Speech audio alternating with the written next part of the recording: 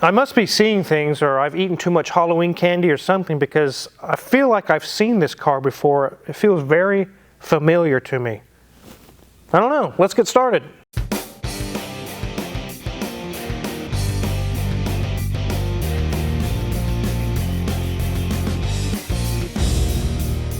Oh, I remember.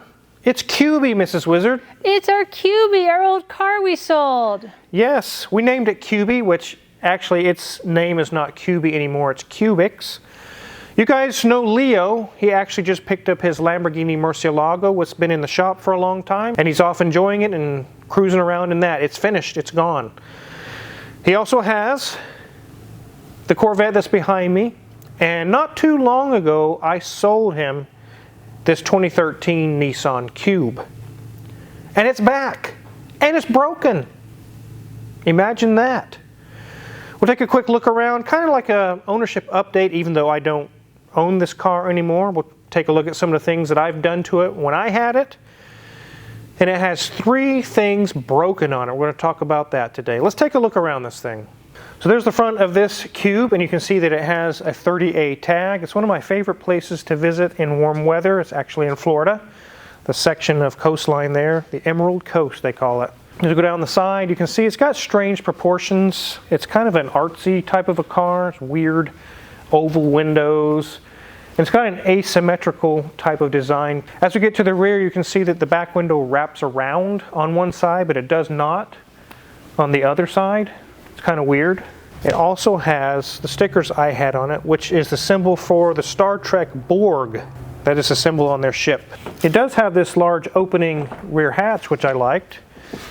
And you can see I had installed a subwoofer in the back, which also is still working, works very well. But it has a nice large opening. And down this side, you can see that it's in fairly good condition. It's got a few scuffs and things here or there, but it's actually pretty nice. Let's go ahead and hop under the hood. Here's our tiny little 1.8 liter engine, and we're not doing any engine work to it this time around. It runs perfectly.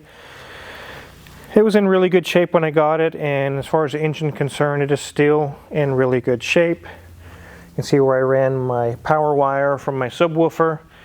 Here's the tiniest little air filter there. Actually very easy to work on this engine. Plenty of room all around it once you take this little shield off.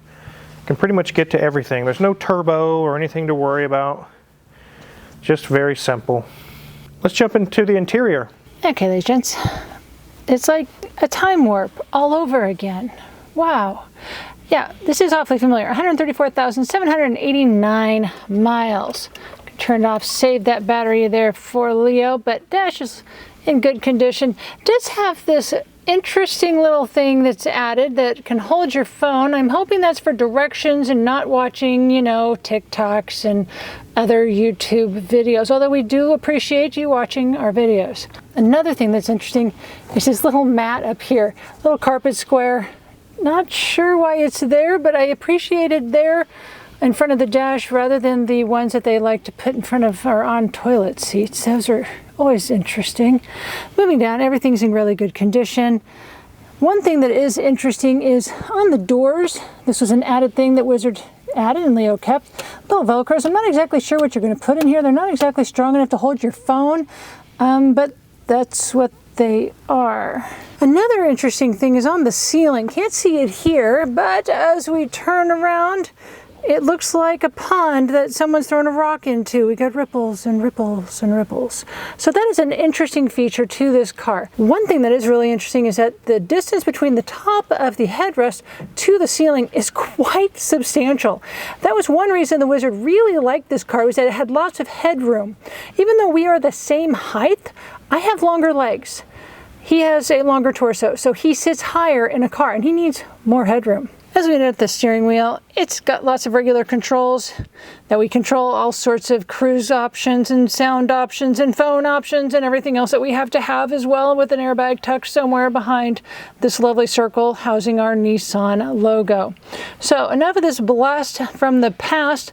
Let's get this up in the air so Wizard can share what is going on with this thing. So the first thing that's broken is actually got him in trouble and it's actually kind of a fault or a design flaw with this car, is when you lock the door and you close it, you should be able to use your key to get in, in the event that the battery dies. But on these cars, the key switch is not mechanically connected to anything other than an electric micro switch. But what good does that do you if the battery's dead? You're screwed at that point. But one thing that's broken is even with a good battery right now,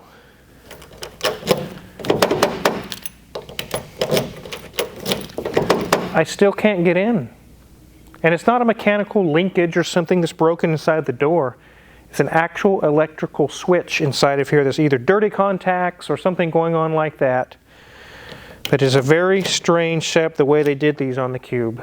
So if this door is broken, okay, let's go to another door that has a keyhole. Nothing here. Nothing there. Nothing there. Well, surely there's a passenger door keyhole. Nope, nothing. So you just locked your doors.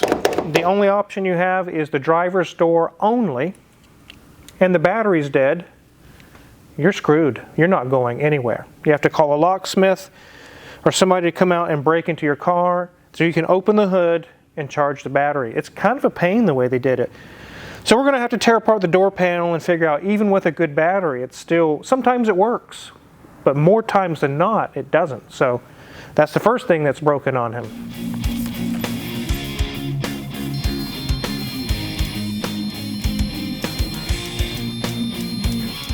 So now we have two of Leo's cars in perfect line.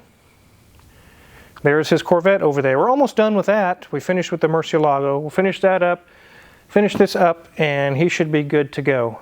The second problem that he has is the check engine light came on. We checked the code, and it's catalyst efficiency code. As mechanics, we always hate to see that because we know automatically there's $1,000, probably $1,000. Just from seeing that code, our estimate just went to $1,000, just like that. It sucks, but let's take a look at why. Let's take a look at the catalytic converter. So as you can see, it bolts to the back of the exhaust manifold here. There's the first cat, and it's all part of one pipe assembly. There's the second one, and you buy this entire assembly. And when you add it all up, it gets kind of expensive kind of fast. So let's go ahead and check everything else before we talk about the third issue. Everything's looking nice and dry under here, even the radiator core support, no drips. Brakes are about 50% gone. Struts are dry, CV boots are good. Sway bar links are good, nothing loose.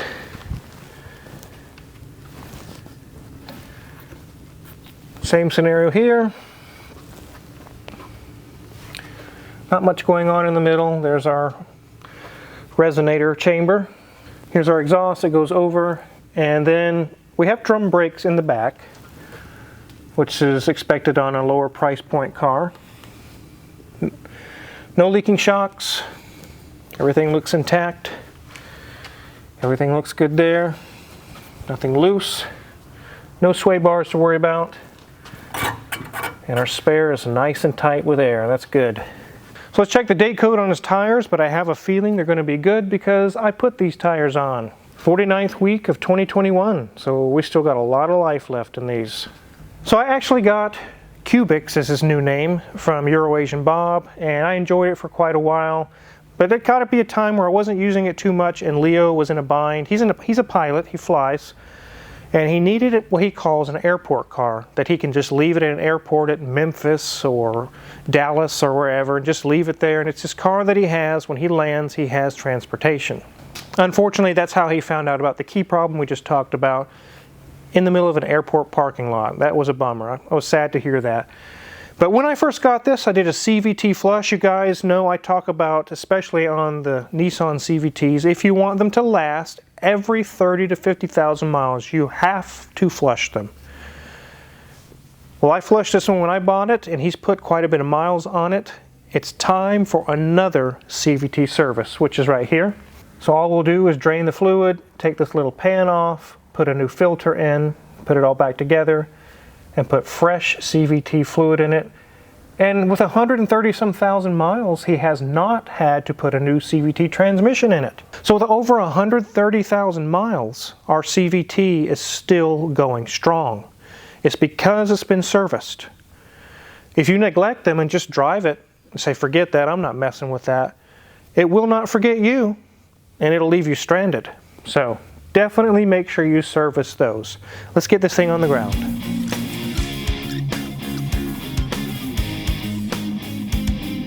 So of those 3 issues I just mentioned, the third one not really an issue, just a service needing to be done.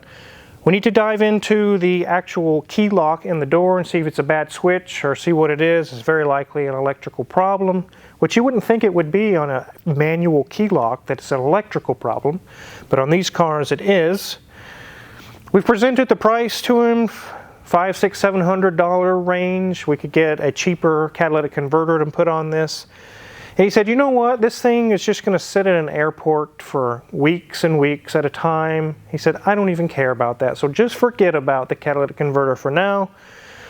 Let's go ahead and solve the key lock thing and go ahead and do a CVT flush. So we're going to be taking care of those items. We will not be repairing the catalytic converter at this time. He said in the future he may repair it, he may go ahead and do it, but right now we're going to skip that part.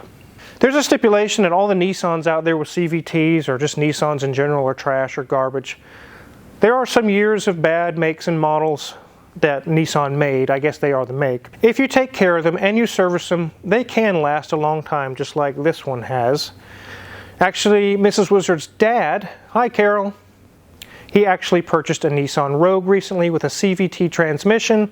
He kind of called and asked and was like, is this going to be a problem? And I said, if you service it religiously every 30 to 50,000 miles, very likely no, it will not be a problem. It hasn't been a problem on this Cube. So he did purchase the Nissan Rogue, and the first thing he did when he got it home is a CVT flush. So very good on him for that. If you keep that up, it will last a long time. They're very good cars. They just maybe need a little bit more maintenance, a little bit more time and money spent on them. So if you're curious what kind of tools we use in the shop, check our Amazon affiliates link in the description below. We get a small cut from anything you buy. We appreciate that. Make sure to check out Mrs. Wizard's Ways. She's got videos out that'll be very enjoyable for you to watch. Also, make sure to hit the subscribe button here because we've got some bus work going on, Duramax swap updates, all kinds of cars in the shop. Thanks for watching.